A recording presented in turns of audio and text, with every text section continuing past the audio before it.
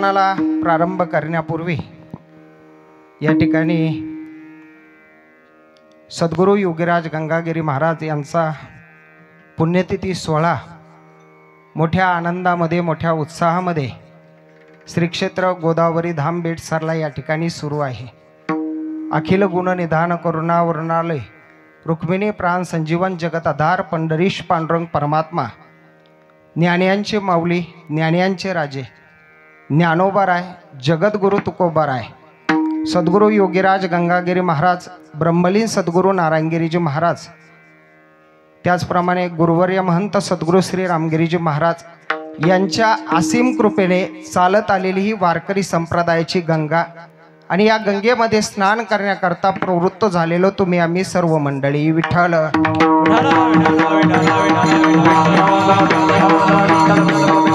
अधिष्ठान दैवत आपलं भगवान शिवजींच्या व सद्गुरू योगीराज गंगागिरी महाराज हरिगिरी महाराज नाथगिरी महाराज सोमेश्वरगिरी महाराज ब्रह्मलीन सद्गुरू नारायणगिरीजी महाराज व गुरुवर्य सद्गुरू श्री रामगिरीजी महाराज यांच्या कृपा आशीर्वादाने या ठिकाणी हा नामयज्ञ सुरू आहे आणि आपण सर्वजण मोठ्या आनंदाने मोठ्या उत्साहाने या नामयज्ञामध्ये सहभागी आहात आणि मोठ्या आनंदामध्ये या ठिकाणी परमार्थाचा आनंद लुटीत आहोत। आपण सर्वजण मोठ्या संख्येने या ठिकाणी उपस्थित आहात। आजचा आपला सप्ताहाचा 5वा दिवस आणि 5व्या दिवसाची कीर्तन सेवा महंत सद्गुरू श्री रामगिरीजी महाराज यांच्या आज्ञेने माझ्याकडे आलेली आहे।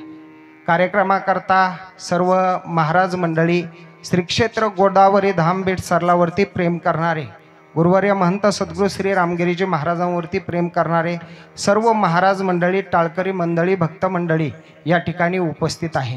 सर्वांच्या चरणी अगदी विनम्र भावाने या ठिकाणी नतमस्तक होतोय। कारण सांगायचं म्हणजे अगदी अर्धा तास माझ्याकडे उरलेला आहे। खटवांग रायाला सुद्धा 1 तास होता, मला अर्धा तास आहे। अगदी प्रचंड वेगाने कीर्तन सेवा करावं लागणार आहे। अगदी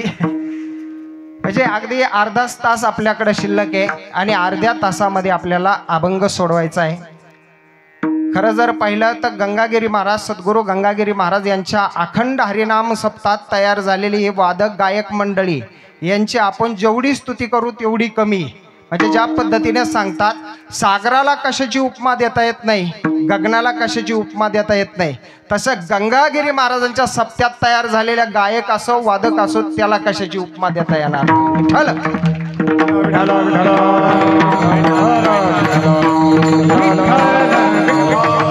पुरुष मंडळी माता मंडळी अगदी मोठ्या संख्येने या ठिकाणी उपस्थित आहात। मी सेवेकरता घेतलेला जो अभंग आहे तो श्री संत मुक्ताबाई मातेचा या ठिकाणी अभंग सेवेकरता घेतलेला आहे। ताटीचं प्रकरण आहे। या ताटीच्या प्रकरणामध्ये श्री संत मुक्ताबाई माता विश्व माऊली ज्ञानियांचे राजे ज्ञानोबारायांना या ठिकाणी समजून सांगताय। बघा अभंग या ठिकाणी आजचा कीर्तन सेवेकरता निवडलेला आहे। आपण सर्वजण मोठ्या संख्येने उपस्थित आहात। वारकरी संप्रदायामध्ये विशेष जर काही असेल तर स्त्रीचं म्हणजे महिलांचं फार मोठं योगदान वारकरी संप्रदायामध्ये आहे। आपण जर बघितलं तर आपल्या श्री संत जनाबाईचे अभंग जर बघितले तर जनाबाई माता म्हणतात हृदयबंदी खाना केला आता विठ्ठल कोंडियेला। याच्याही पुढे जाऊन सांगायचं झालं तर महिला मंडळीमध्ये अधिकार सुद्धा होता। श्री संत जनाबाई मातेने त्या पांडुरंग परमात्म्याला शिव्या देखील द्यावा एवढा अधिकार होता। सांगायचं तात्पर्य एवढं महिला मंडळ फार महत्त्वाचे आहे। विशेषतः जर बघितलं तर श्री क्षेत्र गोदावरी धाम बेटसरलामध्ये महिन्याचे सेवेकरी येतात। त्याच्यामध्ये पुरुष मंडळी जास्त असते का महिला मंडळ जास्त असतो? महिला मंडळ अगदी न चुकता या ठिकाणी सेवे करता येतात। प्रत्येक गावातून जर बघितलं तर 20-20, 25-25 महिला या ठिकाणी सेवे करता येतात आणि त्यांना घेऊन येणारा फक्त 1 जण चालक असतो, बाकी मनुष्य नसतात। मला सांगायचं एवढं आहे, हे जे केलं ना महिला मंडळीनं भरपूर काही परमार्थामध्ये आजही जर बघितलं या मंडपामध्ये जर बघितलं तर महिलांची उपस्थिती फार आहे। मला सांगायचं काय आहे, श्री संत मुक्ताबाई मातेबद्दल बोलायचं आहे म्हणून महिलांबद्दल बोलतो। वास्तविक जर बघितलं एखाद्या यशस्वी जर पुरुषाला तुम्ही विचारलं भाऊ तू यशस्वी कसा झाला, तो सांगतो महाराज माझ्या पाठीमागं माझ्या आईचे आशीर्वाद होते, त्यामुळे मी यशस्वी झालो आणि इथपर्यंत पोहोचू शकलो. दुसऱ्याला विचारा, अरे तू एवढा यशस्वी कसा झाला रे या संसारामध्ये? तो उत्तर देतो, महाराज संसार रूपी गाड्याला 2 चाक होते, एक चाक मी झालो आणि एक चाक माझी पत्नी झाली, त्यामुळं माझा संसार रूपी गाडा इथपर्यंत पोहोचला, अन्यथा शक्य नव्हतं. वास्तविक मी तुम्हाला विचारतो, महिला मंडळीनं जर ठरवलं, महिला मंडळीनं अगदी लक्षपूर्वक ऐका, पुरुष मंडळी पण ऐका, महिला मंडळीनं जर ठरवलं आपल्या घरातले सगळे माळकरी बनवायचे, तर बनवू शकतील का नाही हो? खरं सांगा, माझं बोलणं समजतंय ना? बनवू शकतील का नाही? 100% बनवू शकतील. एक महिला घराचा पूर्ण बदल करू शकतील आणि आपल्या घरातले सगळे माळकरी करू शकल.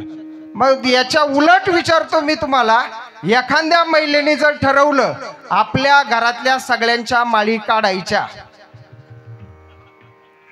मला सांगा काढायला लावू शकते का नाही? आदिशक्ती लावू शकते का नाही? 100% करू शकते.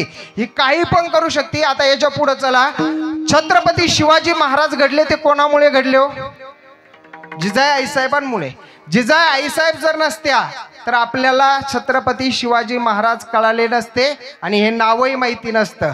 आपण जे म्हणतो ना, एकच राजा इथे जल, अगदी म्हणलो नसतो, कारण हे जर उपकार असतील तर आईसाहेब जिजाई मातेचे उपकार आहे. अगदी किती उदाहरणं सांगता येतील, पण एका उदाहरणाला स्पर्श करतो आणि पुढे चालतो. एक वेळचा प्रसंग आहे, राजे छोटे असताना राजांना स्नान घातलं, पाळण्यामध्ये टाकलं, 2 दास्या सेवेमध्ये ठेवल्या, झोका देत होत्या, राजे झोपी गेले. आईसाहेबांनी विचार केला, आता कमीत कमी बाळाला आंघोळ घातली, राजांना आंघोळ घातली, कमीत कमी 2 तास आता राजे उठणार नाही, म्हणजे जरा गडावरून फेरफटका मारून येऊ. आईसाहेब निघून गेल्या. अर्धा तास झाला, पाऊण तास झाला, पण अचानक 1 तासाने राजे उठले आणि रडायला सुरुवात केली. राजे रडताय. मग त्या दासीनं झोका द्यायला सुरुवात केली पाळण्याला, परंतु झोका देऊनही राजे शांत होत नव्हते. एक दासी आईसाहेबांना बघण्याकरता गेले, आईसाहेब कुठे, आईसाहेब कुठे, पण सापडत नाही. बराच वेळ झाला, काही केलं, राजे शांत होत नव्हते. त्या दासीनं उचललं, कडेवरती घेतलं, फेरफटका मारला, तरी राजे शांत होत नव्हते. का शांत होत नव्हते हो? बाळाला झोपातून उठल्यावर काय लागतं? भूक लागते. तशी राजांनाही लागली होती, नियमाप्रमाणे भूक लागली होती. काही केलं, राजे शांत होईना. जी दासी बघण्याकरता गेली होती ती आली, आईसाहेब कुठं सापडत नाही. सांगितलं काय करायचं, म्हणून त्यातल्या एका दासीनं काय केलं, राजांना स्वतःच्या मांडीवरती घेतलं, स्वतःचं स्तनपान केलं, राजांना दूध पाजलं, राजांचं पोट भरलं, पुन्हा पाळण्यामध्ये टाकलं आणि राजांचं पोट भरल्यामुळं राजे पुन्हा झोपी गेले. झोपी गेल्यानंतर काही वेळाने आईसाहेब आल्या. या दोघी समोर गेल्या, हात जोडले, आईसाहेबांसमोर उभे राहिल्या. आईसाहेब कुठं गेल्या होत्या? काय झालं? राजे उठले होते. मग रडले नाही का? अहो खूप रडले. काही केल्या, शांत होत नव्हते. खूप शांत करण्याचा प्रयत्न केला, पण तरी शांत होत नव्हते. अरे मला बाकीचं सांगू नका, मला फक्त एक गोष्ट सांगा, राजे शांत कसे झाले आणि परत झोपी कशी गेले एवढंच सांगा. मग त्यातल्या ज्या दासीनं दूध पाजलं होतं ना, त्या दासीनं हात जोडले आणि सांगितलं, आईसाहेब मी दुसरं तिसरं काही नाही केलं, राजन एवढाच माझा मुलगा आहे. राजांचं रडणं मला बघवलं नाही. राजांना भूक लागली होती, मग मी दुसरं तिसरं काही केलं नाही. राजांना मांडीवरती घेतलं आणि स्वतःचं दूध पाजलं. असं म्हणल्याबरोबर आईसाहेबांच्या कानामध्ये तापलेलं तेल होतावं अशा वेदना झाल्या. आईसाहेब तडक निघाल्या, पाळण्याजवळ गेल्या. आईसाहेबांनी काय केलं, राजांना झोपातून उठवलं, कडेवरती घेतलं आणि राजांच्या तोंडामध्ये बोट घातलं आणि राजांना उलटी करायला लावली. आता माझा प्रश्न आहे, त्या दासीनं दूध पाजलं हे चांगलं होतं की वाईट होतं? चांगलं होतं, बरोबर, 100% चांगलं होतं. मग आईसाहेबांनी उलटी करायला लावली हे चांगलं आहे की वाईट आहे? हे दिसण्याकरता वाईट दिसतं, पण आईसाहेबांचा त्याच्या पाठीमागचा हेतू फार सुंदर होता. काय हेतू होता माहिती का? आईसाहेबांना छत्रपती शिवाजी महाराजांना या स्वराज्याचं अखंड राज्य बनवायचं होतं। आईसाहेबांनी विचार केला, आज एका दासीनं दूध पाजलंय, त्या दासीचं दूध शरीरामध्ये जाणार, कालांतराने त्याचं रक्त बनणार आणि त्या रक्तामध्ये कुठेतरी दास्यत्व भाव शिल्लक राहणार। तो माझ्या आईसाहेबांना मान्य नव्हता। विठ्ठल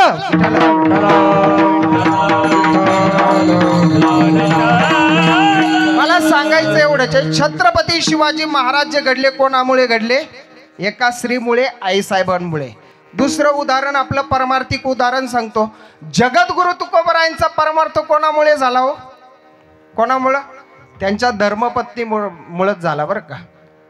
हे शेवटचा प्रसंग आहे बघा। जगद्गुरु तुकोबरायांना घेण्याकरता स्वतः भगवान परमात्मा आले होते। स्वतः भगवान परमात्मा आलेले जगद्गुरु तुकोबराय आता सदैव वैकुंठाला जाणार होते। द्वादशीच्या दिवशी, द्वितीयाच्या दिवशी, बीजेच्या दिवशी जगद्गुरु तुकोबराय उठले। उठल्यानंतर स्नान संध्या आटपली, आपला काकडा केला, नित्यनेम केला आणि आता भगवान परमात्मा वाट बघताय। त्या भगवान परमात्म्याला उभं ठेवण्यात मजा नाही, म्हणून जगद्गुरु तुकोबरायांनी काय केलं माहिती का? गळ्यामध्ये विणा अटकवला, हातामध्ये चिपळ्या घेतल्या आणि त्या भगवान परमात्म्याचं भजन करत करत आता वैकुंठाला जाण्याकरता निघणार। तेवढ्यात त्यांना धर्मपत्नीची आठवण झाली। त्यांनी विचार केला, अरे आत्तापर्यंत हिनं सगळा संसार केला, आपण तर चाललोय वैकुंठाला, पण हिनं कधी संसारात आपल्याला बघू दिलं नाही, सगळं घरातलं सगळं हिनंच केलं। मग जाता जाता शब्दभर हिला विचारून पाहू, तू माझ्या बरोबर वैकुंठाला येते का? म्हणून आवाज द्यायला सुरुवात केली। जगद्गुरु तुकोबराय आपल्या प्रेमाला, आपल्या पत्नीला प्रेमाने आवले आवले म्हणायचे। आवाज द्यायला सुरुवात केली, आवले आवले। एक नाही, दोन नाही, जगद्गुरु तुकोबरायांनी बराच वेळा आवाज दिला, पण आईसाहेबांचं काही उत्तर आलं नाही। जगद्गुरु तुकोबरायांचा नाविलाज झाला, कारण जगद्गुरु तुकोबरायांची वाट कोण बघत होतं? स्वतः भगवान परमात्मा। वाड वेळ झाला उभा पांडुरंग, वैकुंठ श्रीरंग बोलवितो। जावा लागन, भगवान परमात्मा वाट बघताय, म्हणून जगद्गुरु तुकोबराय निघले आणि आपल्या उंबऱ्याच्या बाहेर पाऊल टाकलं आणि माझ्या जगद्गुरु तुकोबरायांना एक दृश्य दिसलं।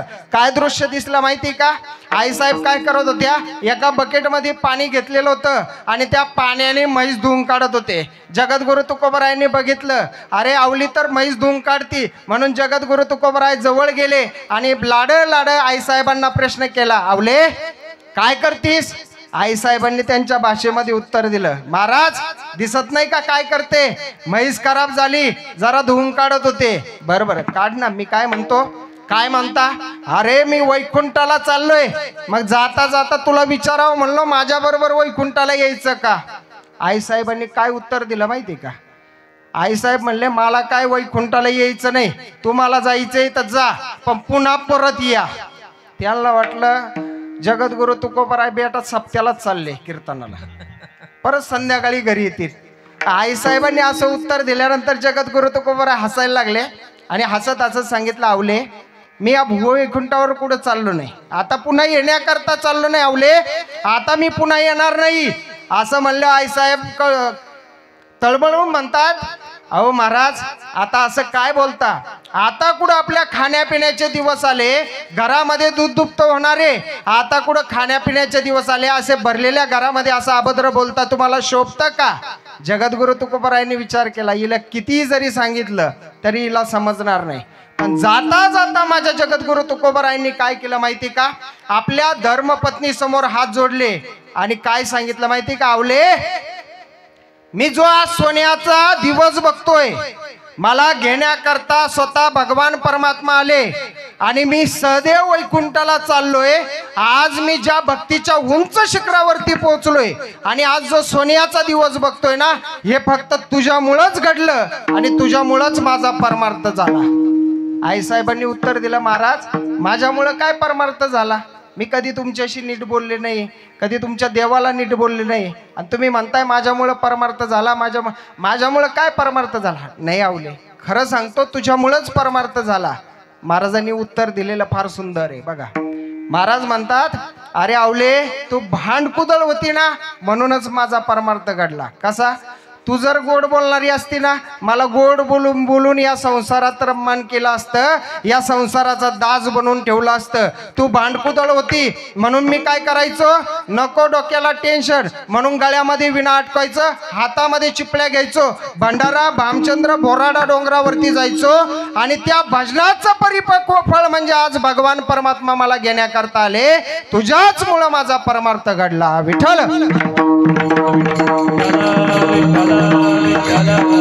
मला सांगायचं काय, जगद्गुरु तुकोबरायांच्या पाठीमागे सुद्धा कोण होतं, एक स्त्रीच होती. बघा, नाथ महाराजांकडे जर बघितलं तर नाथ महाराजांचा सुद्धा परमार्थ जो घडला त्यांच्या धर्मपत्नीमुळेच घडला. त्यांनी त्यांचा जो परमार्थ घडला तो सुद्धा त्यांच्या धर्मपत्नीमुळेच घडला. बघा लक्षपूर्वक ऐका, प्रत्येकाच्या पाठीमागं कोणी ना कोणी तरी स्त्री. छत्रपती शिवाजी महाराजांच्या पाठीमागं आईसाहेब होत्या, जगद्गुरु तुकोबारायांच्या पाठीमागं त्यांच्या धर्मपत्नी होत्या, नाथ महाराजांच्या पाठीमागं त्यांच्या धर्मपत्नी. तसं माझ्या ज्ञानोबाराय पाठीमागं सुद्धा एक स्त्री होती. ती कोण होती, आज ज्यांचा अभंग सेवेकरता घेतला त्या श्री संत मुक्ताबाई माता. आणि श्री संत मुक्ताबाई मातेने या अभंगाद्वारे विश्व माऊली ज्ञानोबारायांना उपदेश केलेला आहे. मला खरं सांगा, ज्ञानोबारायांना उपदेश करावा एवढे ज्ञानोबाराय अज्ञानी का हो? नाही, अज्ञानी नाही. आणि ज्या मुक्ताई मातेने ज्ञानोबारायांना उपदेश केला ना, त्यावेळेस श्री संत मुक्ताबाई मातेचं वय वर्ष किती होतं माहिती आहे का, अवघं 6 ते 7 वर्षाचं वय होतं. मग असा काय प्रसंग घडला असन का जे स्वतः ज्ञानाचे सागरे ज्ञानियांचे राजे त्या ज्ञानोबारायांना 6-7 वर्षाच्या चिमुकली मुक्ताईला उपदेश करावा लागला. काय घडलं असन जरा पार्श्वभूमीकडे नजर टाकूया विठ्ठल.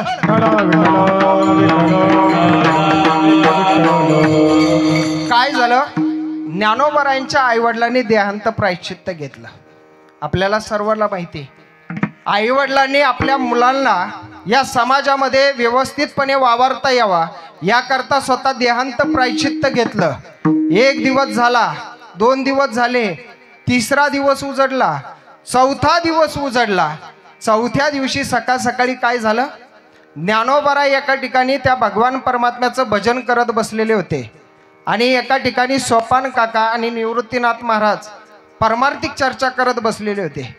आणि 5-6 वर्षाची चिमुकली मुक्ताई आपल्या कुट्यातून बाहेर आली आणि लाडत ज्ञानोबारायांच्या मांडीवरती झोपली. प्रसंग फार सुंदर आहे ऐका. लाडत ज्ञानोबारायांच्या मांडीवरती डोकं ठेवून झोपली आणि ज्ञानोबारायांना प्रश्न केला, माऊली काय करता. माऊली ज्ञानोबारायांनी उत्तर दिलं, अरे मुक्ता, आपल्याला एकच तर काम आहे ना. काय काम आहे, दिन रजनी हाची धंदा गोविंदाचे पवाडे, बस याच्या व्यतिरिक्त आपल्याला कामच नाही. श्री संत मुक्ताबाई माता म्हणतात, खरंय माऊली, केलं पाहिजे. या नरदेहात येऊन त्या भगवान परमात्म्याचं नामचिंतन केलंच पाहिजे ना. देवे दिला देह भजना गोमटा, त्या भजनाकरताच आपल्याला मनुष्य जन्म भेटलेला आहे. बरोबर, करा ना नामस्मरण, मी काय नाही म्हणत, तुम्ही करा नामस्मरण, पण मी काय म्हणते ते ऐका. काय म्हणते मुक्ता, आपले आई वडील जाऊन 4 दिवस झाले. हो झाले ना, आपल्याला भेटण्याकरता कुणी आलं नाही माऊली आतापर्यंत. नाही आलं तर नाही येऊ दे ना. काय करायचंय आपल्याला, आपल्या घरातलं जर कोणी गेलं, पाहुण्यातलं कोणी गेलं तर आपल्याला नातेवाईक वगैरे भेटण्याकरता येतात. त्या अर्थाने श्री संत मुक्ताबाई मातेने ज्ञानोबारायांना विचारलं, माऊली आपल्याला आतापर्यंत कोणी भेटण्याकरता आलं नाही, 4 दिवस झाले. अरे मुक्ता, नाही आलं तर नाही येऊ दे ना. अरे तो भगवान परमात्मा आहे ना आपला, विठ्ठल बाप माये चुलता, विठ्ठल भगिनी आणि भ्राता, बस आपल्याला बाकी काय करायचं कोणाचं. नाही आलं तर नाही येऊ दे. श्री संत मुक्ताबाई माता म्हणतात, माऊली नाही आले तर नाही ना, काही अडचण नाही, पण मी काय म्हणते ते ऐकता का. काय म्हणते मुक्ता, आज 4 दिवस झाले आपल्याला भेटण्याकरता कोणी आलं नाही याचं दुःख नाही, पण 4 दिवसापासून पोटामध्ये अन्नाचा कण नाहीये, आज जरा भूक लागल्यासारखी झाली. असं म्हणल्याबरोबर ज्ञानोबारायांच्या डोळ्यातून अश्रू गळू लागले.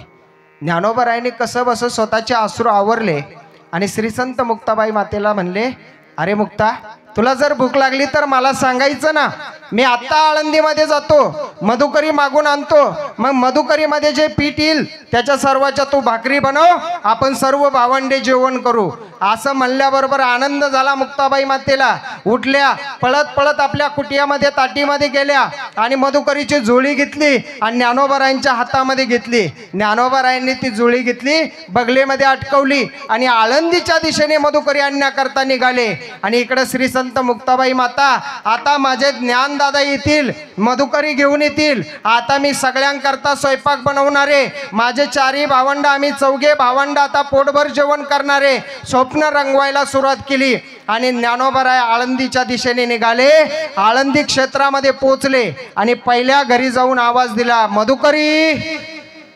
आतून एक नाही दोन नाही, पुन्हा आवाज दिला, मधुकरी. आतून पुन्हा आवाज आला नाही. वास्तविक नेम आहे, आपल्या दारामध्ये भिक्षुकी जर आला तर त्याने किती वेळ थांबावा याचा सुद्धा नेम आहे. किती वेळ थांबावा? जोपर्यंत आतून कोणी घेऊन येत नाही तोपर्यंत का नाही. किती वेळ थांबता येतं माहिती का? गाईला पाहणा फुटण्याकरता जेवढा वेळ लागतो ना, तेवढाच वेळ भिक्षुकीला दारामध्ये थांबता येतं, त्याच्या व्यतिरिक्त थांबता येत नाही. मग ज्ञानोबारायांनी आवाज दिला, आतून कोणाचा आवाज आला नाही, वेळ संपला. माझे ज्ञानोबाराय निघाले, समोरच्या घरी गेले, पुन्हा आवाज दिला, मधुकरी. आतून आवाज आला, कोण? ज्ञाना. कोण ज्ञाना? विठ्ठल पंतांचा ज्ञाना. अरे संन्यासाच्या काट्या, कशा करता आलास रे? आळंदी बाटवली, इंद्रायणी बाटवली, बस आता माझं घर बाटवायचं बाकी राहिलं होतंस की काय?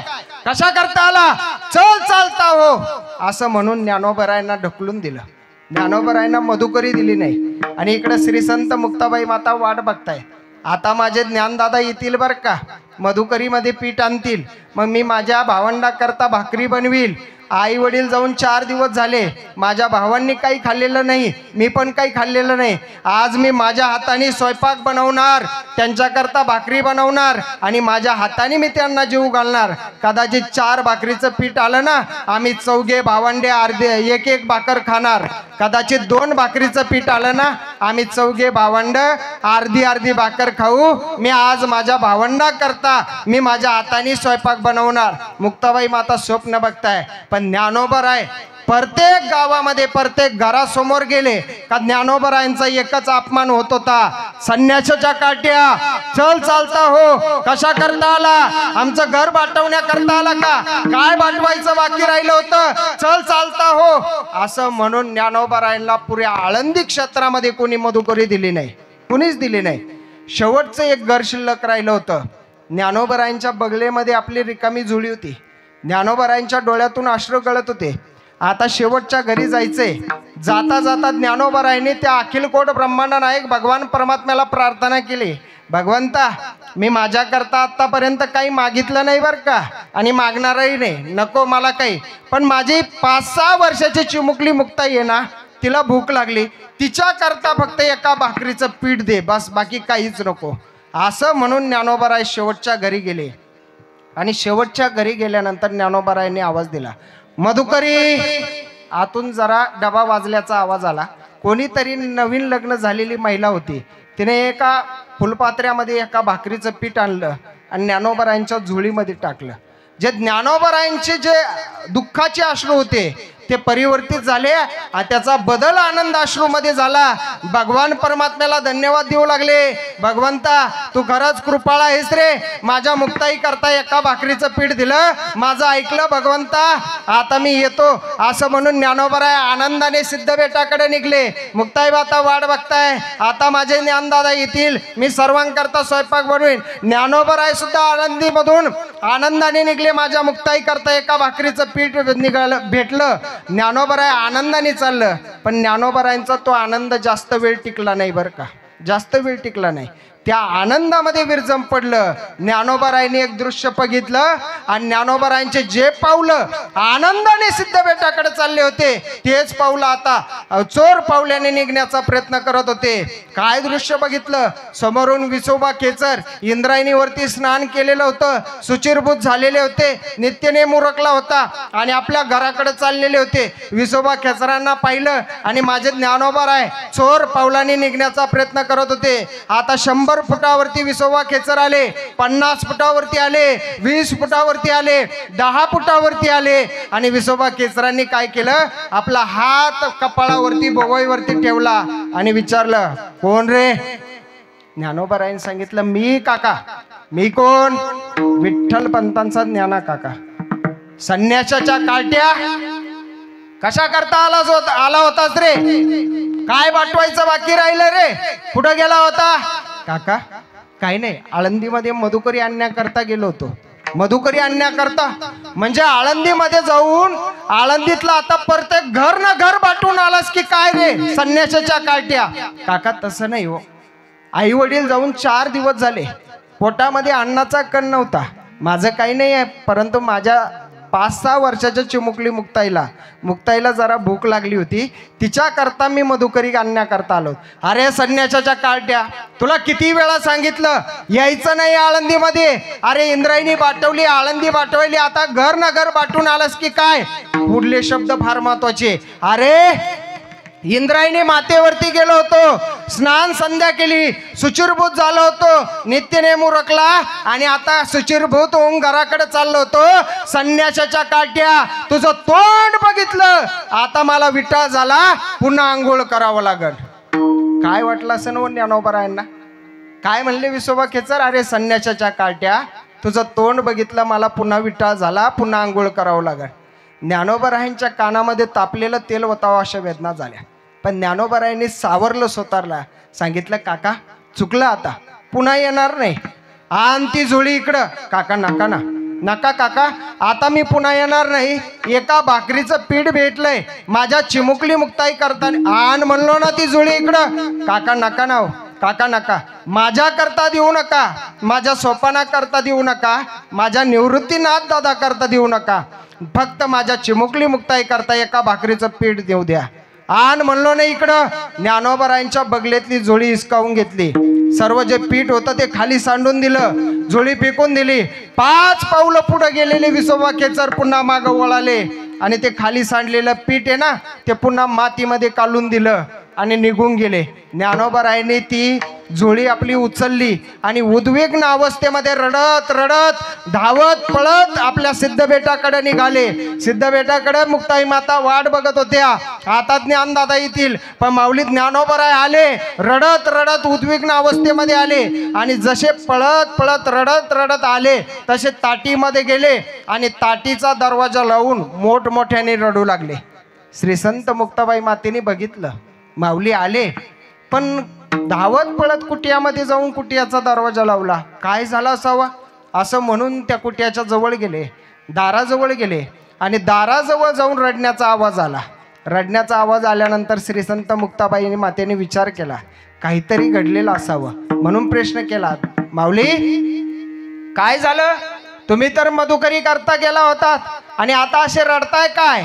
सगळा प्रसंग सांगितला. अरे कोणी मधुकरी दिली नाही याचं मला वाईट वाटलं नाही, एका भाकरीचं पीठ दिलं याचंही वाईट वाटलं नाही, ते पीठ सांडून दिलं काकांनी याचंही वाईट वाटलं नाही. पण खरं सांगू मुक्ताई, खरं सांगतो तुला, अरे या समाजातले लोक म्हणतात आपल्याला, अरे संन्यासाच्या काट्या तुझं तोंड बघितलं आता मला विटाळ झाला. विसोबा काका म्हणतात, तुझं तोंड बघितलं आता मला विटाळ झाला, पुन्हा स्नान करावं लागल. खरं सांग मुक्ता, आपलं जर तोंड या समाजाने बघितलं आणि यांना जर विटाळ होत असेल तर या समाजामध्ये जायचं तरी कशा करता? या समाजाला आपलं तोंड दाखवायचं तरी कशा करता? आणि या समाजाचं तोंड आपण बघायचं तरी कशा करता? आता मी पुन्हा या समाजामध्ये जाणार नाही आणि या समाजालाही आपलं तोंड दाखवणार नाही आणि समाजाचंही तोंड मी पुन्हा पाहणार नाही. असं म्हणल्यानंतर श्री संत मुक्ताबाई माता स्तब्ध झाल्या आणि विचार करू लागल्या. अहो, साधकाचे माईबाप असणारे ज्ञानोबाराय या समाजावरती नाराज होऊन कसं चालन हो? कसं चालन? श्री संत मुक्ताबाई मातेने विचार केला, ज्ञानोबाराय तर आता या समाजावरती नाराज झाले, पण ज्ञानोबारायांचा अवतार कार्य अजून पुढे शिल्लक आहे ना. कशा करता साधू संत येतात? कशा करता?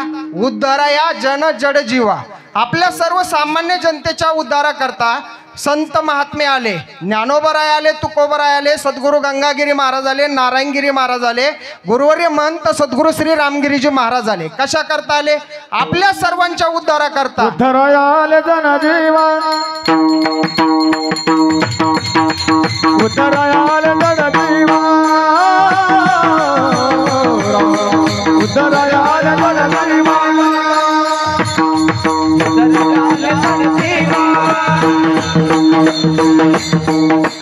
उतरायाल गणदेवा उतरायाल गणदेवा अवतार तुमा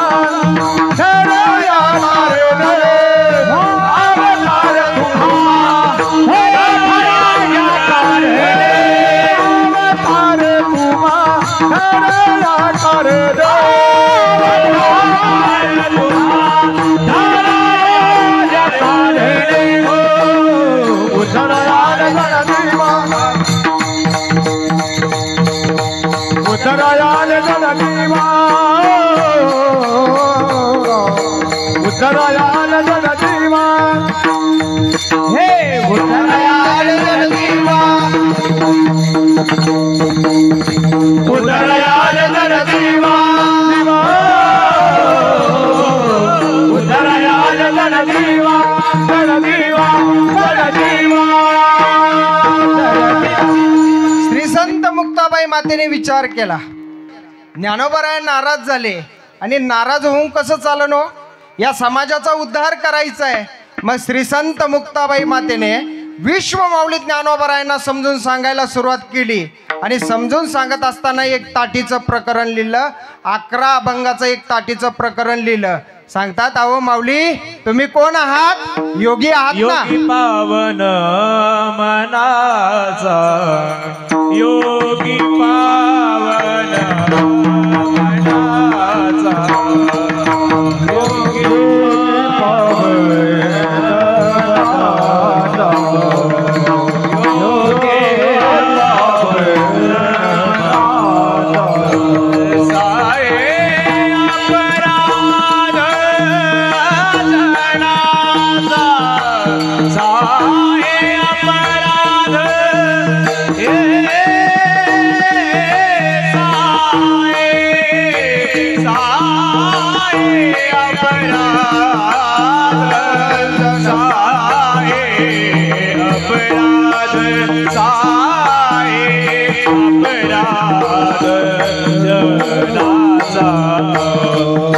विश्वरागे जानेवाने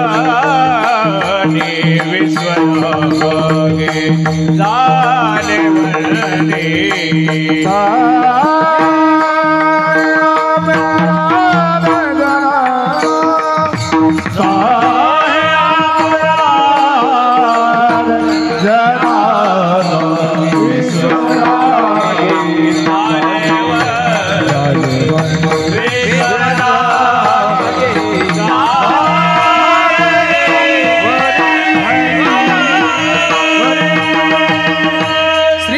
मुक्ताबाई माता म्हणतात, विश्व माऊली ज्ञानोबरायांना समजून सांगताय, माऊली तुम्ही कोण आहात? योगी आहात। योगी पावन मनाचा साये अपराध जनाचा, विश्वरागे झाले वन्नी संती सुखे व्हावे पाणी। श्री संत मुक्ताबाई मातेने समजून सांगायला सुरुवात केली आणि सेवेला घेतलेल्या अभंगाच्या पहिल्या चरणामध्ये संतत्वाची व्याख्या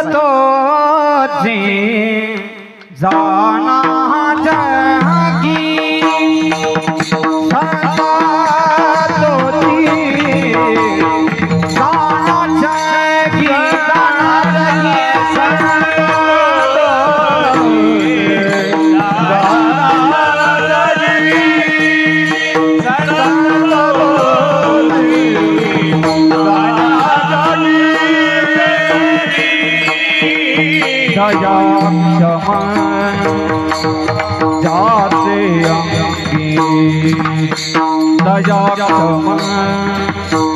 जाते अंगी हृदया जाते अंगी दया जाते लोभ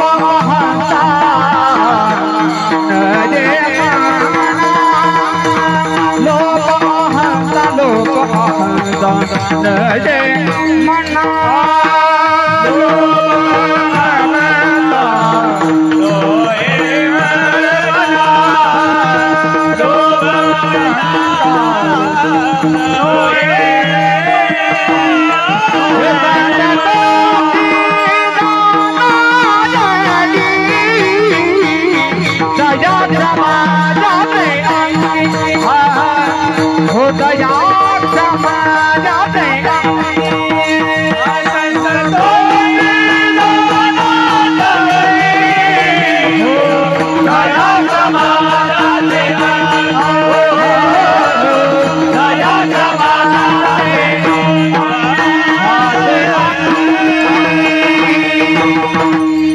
संत मुक्ताबाई माता अभंगाला सेवेला घेतलेल्या अभंगाद्वारे संतत्वाची व्याख्या सांगताय.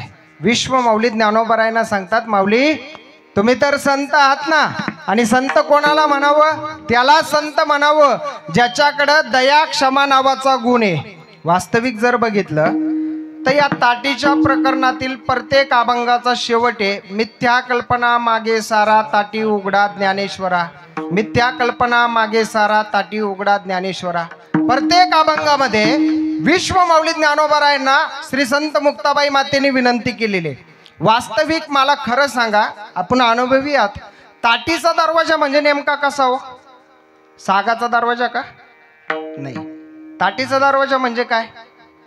आपली वैरणीची किंवा कडब्याची किंवा तुराटीची केलेली जी ताटी, याच्यापेक्षा पुढलं जाऊन सांगू का, ज्याच्यातून आरपार दिसतं त्याला म्हणतात ताटी. मग विश्व माऊली ज्ञानोबरायांना विनंती करायची काय गरज होती? मुक्ताई मातेचा हात केवढासा होता हो? अगदी 6-7 वर्षाची चिमुकली मुक्ताई होती. पुढूनही हात घालून ते ताटीचा दरवाजा उघडू शकत होते. काय विनंती करत होते? आपल्याला जी ताटी वाटती ना, या ताटीच्या पलीकडे ज्ञानोबराय नव्हते. ज्ञानोबराय या समाजरूपी ताटीच्या पलीकडे चाललेले होते.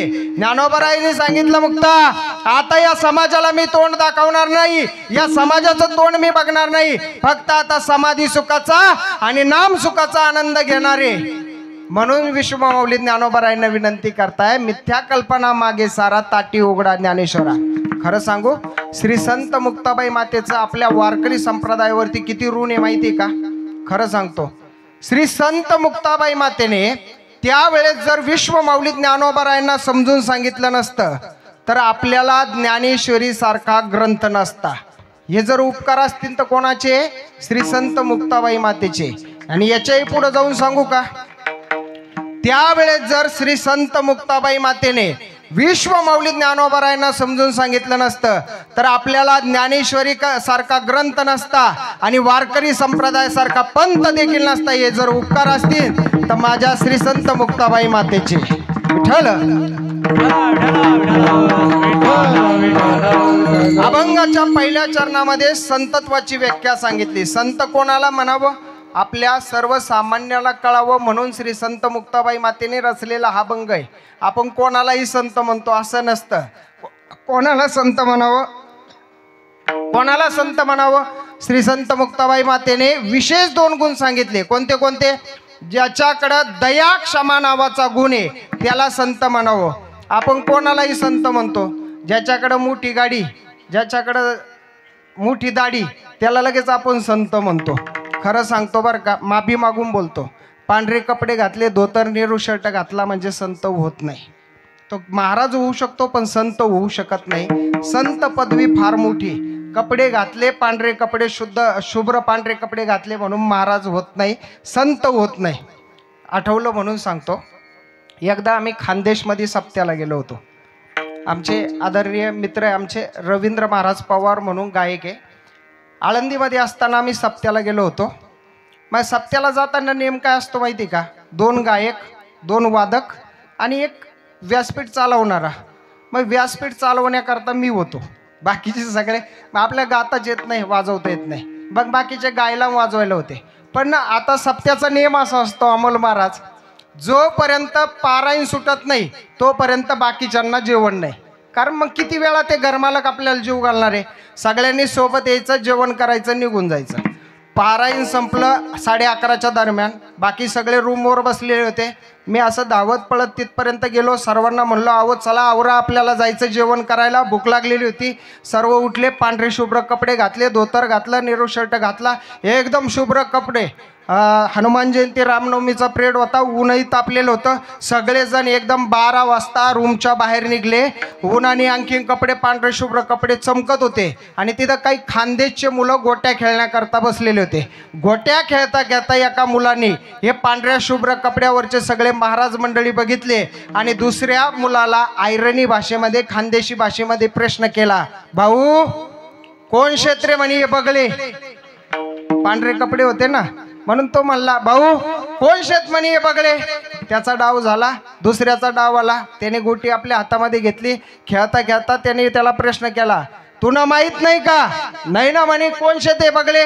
अरे हे दिसस ना बगळे, पांढरे कपडे घातलेले बर का, हे दिसस ना म्हणे बगळे, हे देवाने कुत्रे शे म्हणे. हे काय शे? देवाने कुत्रे शे. एवढं म्हणून तो थांबला नाही. याच्या पुढलं वाक्य फार भारी आहे. तो काय म्हणला माहिती का?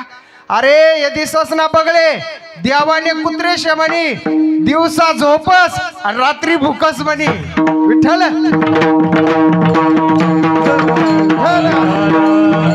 मला प्रसंग पुढला सांगायचा आहे. आम्हाला त्याच्या बोलण्याचा राग आला नाही, अजिबात राग आला नाही.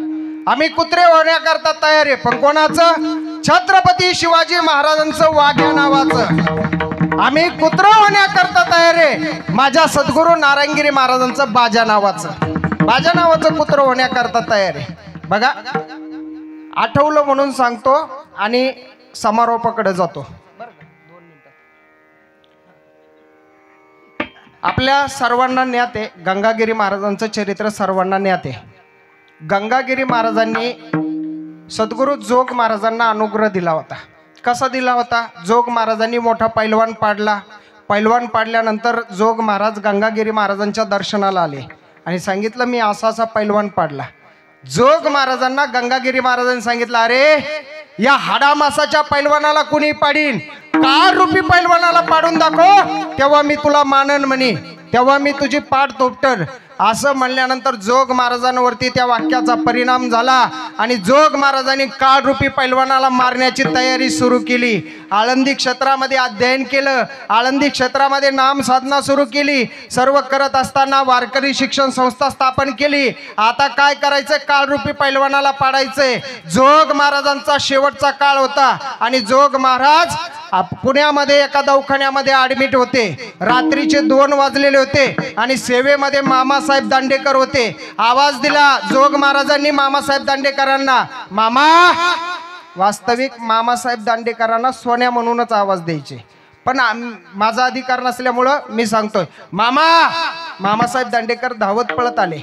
जोग महाराजांचा आवाज ऐकून धावत पळत आले आणि विचारलं, जी महाराज, काही नाही, मला आत्ताच्या आत्ता आळंदीमध्ये जायचंय. किती वाजले होते? रात्रीचे 2 वाजले होते. मामासाहेबांनी सांगितलं, महाराज आपली तब्येत खराब आहे, आता आपल्याला आळंदीत जाता यायचं नाही, आपण सकाळी जाऊ, डॉक्टरांना विचारू, आता तुम्ही आराम करा. मी सांगितलं ना, मला आत्ताच्या आत्ता आळंदीमध्ये जायचंय आणि जाण्याकरता सोय कर, टांग्यावाला बघ. महाराज आता जाता यायचं नाही, तुम्हाला विनंती माझी, आत्ता जाता यायचं नाही, आपण सकाळी जाऊ, तुमची तब्येत. अरे तू माझा गुरु आहे का मी तुझा गुरु आहे? मी तुला सांगतो ना, माझ्या शब्दाचं पालन कर, माझ्या आज्ञेचं पालन कर, मला आत्ताच्या आत्ता आळंदीला जायचंय. मामासाहेब दांडेकरांचा नाविलाज झाला. मामासाहेब दांडेकर दवाखान्याच्या बाहेर आले. कोणी टांग्यावाला भेटतोय का बघताय, इकडं तिकडं बघताय. एक टांग्यामध्ये एक टांग्यावाला झोपलेला होता, त्याला उठवलं. अरे चलतो का? कुठं जायचंय? आळंदीमध्ये जायचंय. आळंदीमध्ये कोणाला घेऊन जायचंय? जोग महाराजांना आळंदीमध्ये घेऊन जायचंय. जोग महाराजांची ख्याती पसरलेली होती, त्यालाही सुद्धा आनंद झाला. जोग महाराजांची मला सेवा भेटन, सकाळ सकाळी आपण आळंदीमध्ये जाऊ, इंद्रायणीचं स्नान करण, माऊली ज्ञानोबरायांचं दर्शन होईल. वा किती सोन्याचा दिवस आहे, ठीक आहे चला जाऊया. असं म्हणल्यानंतर जोग मामासाहेब दांडेकरांना सांगितल्यानंतर मामासाहेब गेले आणि जोग महाराजांना बाहेर घेऊन आले. बघा, बग्गीमध्ये पाठीमागं एकटे जोग महाराज बसले आणि मामासाहेब दांडेकर आणि ते टांग्यावाले 2 जण पुढे बसले. टांगा आळंदीच्या दिशेने निघलाय. जोग महाराजांचं पाठीमागं भजन चालू आहे, त्या भगवान परमात्म्याचं अखंड नामचिंतन चालू आहे. आणि मधूनच मामासाहेब दांडेकरांना विचारायचे, मामा कुठपर्यंत आलो आपण? मामासाहेब दांडेकर सांगायचे, आता आपण विश्रांतवाडीपर्यंत आलो. परत भजन सुरू करायचे. परत थोड्या वेळाने विचारायचे, मामा कुठपर्यंत आलो? आता आलो आपण मॅगझिन चौकापर्यंत आलो. परत भजन सुरू करायचे. पुन्हा विचारायचे, कुठपर्यंत आलो? थोरल्या पादुकापर्यंत आलो. वास्तविक मामासाहेब दांडेकरांना कळत नव्हतं हे कशा करता विचारताय हे कळत नव्हतं. पण जोग महाराजांनी ठरवलं होतं, आपल्याला काळ आता पाडण्याकरता आलेला आहे. जो गंगागिरी महाराजांनी सांगितले काळ रूपी पैलवानाला पाडायचं, पण पाडलंय हे ओळखायचं कसं? मग जोग महाराजांनी मनामध्ये निश्चय केला. काय निश्चय केला? मी जर आळंदी क्षेत्रामध्ये जाऊन जर माझा देह ठेवला तर समजायचं काळाला मी पाडलं, आणि आळंदीच्या मागं म्हणजे पुण्याकडं इंद्रायणीच्या पलीकडं जर मी प्राण सोडला तर समजायचं काळाने मला पाडलंय. अखंड नामचिंतन चालू होतं आणि मधून मधून विचारत होते कुठपर्यंत आलो. आता सांगितलं आता आपण देऊ फाट्यावर आलो. आता कुठपर्यंत आलो? आता आपण इंद्रायणीच्या पुलापर्यंत आलोय. आता कुठपर्यंत आहे मामा? इंद्रायणीच्या पुलाच्या मध्यभागी. मामा आता कुठपर्यंत आहे? महाराज आपण आळंदी क्षेत्रामध्ये पोहोचलोय. आता इंद्रायणीचा पूल पार केलाय, आपण आळंदी क्षेत्रामध्ये पोहोचलो. असं म्हणल्याबरोबर माझ्या जोग महाराजांनी काय केलं माहिती का? आपला हात घेतला. जोग महाराज पैलवान होते. हात घेतला, मांडीवरती थाप दिली आणि सांगितलं गंगागिरी बाबा या पट्ट्याने कार रूपी पैलवानाला पाडलं बर का. आणि आवाज देऊन निघाले आणि घासवाले धर्मशाळेमध्ये आले आणि आपल्या समोर ज्ञानेश्वरी घेतली आणि ज्ञानेश्वरी घेऊन आपलं पारायण चालू केलं. पारायण करत असताना जोग महाराजांनी आपला देह ठेवला. अख्ख्या महाराष्ट्रामध्ये वार्ता पसरली. सर्व प्रत्येक वारकरी अखेरचं दर्शन करण्याकरता जोग महाराजांचं दर्शन करण्याकरता येत होता. सर्व वारकरी जे मिळन त्या साधनाने येत होता. अखेर जोग महाराजांची भव्य दिव्य अंतयात्रा निघाली. अंतयात्रा निघाल्यानंतर जोग महाराजांची अंतयात्रा माऊली ज्ञानोबारायांच्या महाद्वारापर्यंत आली. महाद्वारासमोर थोड्या वेळ अंतयात्रा थांबली. एका वारकऱ्याने काय केलं माहिती का? जोग महाराजांच्या मानेखाली हात घातला. जोग महाराजांचं तोंड माऊली ज्ञानोबारायांच्या महाद्वाराकडून समाधीकडे केलं आणि एका वारकऱ्याने अभंग गायला, तुझ्या दारीचा कुत्रा नको मोकलूजी दातारा. हो आम्ही कुत्रे होण्याकरता तयार आहे, पण कोणाचे? सद्गुरू रामगिरी महाराजांचे, सद्गुरू गंगागिरी महाराजांचे आणि श्री क्षेत्र गोदावरी धामबेटचे. विठ्ठल संत कोणाला म्हणावं सांगितलंय? ज्याच्याकडे दया क्षमा नावाचा गुण आहे त्याला संत म्हणावं. मग दया क्षमा नावाचा गुण आपण सर्वांनी अनुभवलाय. सद्गुरू नारायणगिरी महाराजांकडे किती गुण होता हो? किती गुण होता? किती? नारायणगिरी महाराजांनी कधी या गोदावरी धाम बेट सरलामध्ये निघलेला सर्प विंचू मारून दिला नाही. याला म्हणतात दया क्षमा नावाचा गुण. माझ्या नाथ महाराजांकडे किती गुण होता हो दया क्षमा नावाचा? अहो यवन अंगावरती तुंकला, प्रसाद देऊन मुक्त केला. बरं जाऊ द्या, ज्या विसोबा खेचरांनी माऊली ज्ञानोबारायांना एका भाकरीचं पीठ भेटू दिलं नाही, मग विसोबा खेचरांना काय करू शकत नव्हते हो ज्ञानोबाराय? मला सांगा. जे ज्ञानोबाराय पाठीवरती मांडा बाजू शकतात, जे ज्ञानोबाराय भिंत चालू शकतात, जे ज्ञानोबाराय रेड्याच्या मुखातून वेद बोलू शकतात, जे ज्ञानोबाराय स्त्रीचा पुरुष उभा करू शकतात, जे ज्ञानोबाराय मेलेला माणूस जिवंत करू शकतात, त्या ज्ञानोबारायने विसोबा खेचराकडे जर निस्तं बघितलं जरी असतं तर काय झालं असतो? पण ज्ञानोबारायने केलं का? नाही. ज्ञानोबारायने काय केलं माहिती का? त्या विसोबा खेचरांना श्री संत नामदेव महाराजांचं गुरुपद भूषवायचा अधिकार प्राप्त करून दिला. याला म्हणतात दया क्षमा. हा गुण ज्याच्याकडे आहे ना त्याला संत म्हणावं. श्री संत मुक्ताबाई माता म्हणतात, माऊली तुम्ही तर संत आहात, मग कशा करता हे करता? तुम्ही कशा करता चिंता करता आणि या समाजाचा रोज धरता आणि धरू नका. बरं ठीक आहे, या समाजाचा रोज धरून फायदा काय? तुम्हाला यांच्याकडून काही घ्यायचं नाही, तुमच्याकडे अहंकार नाही, लोभ नाही, मग कशा करता? तुम्ही तर विरक्त आहात ना. अभंगाचं दुसरं चरण. लोभ रोये माना, लोभ लोभ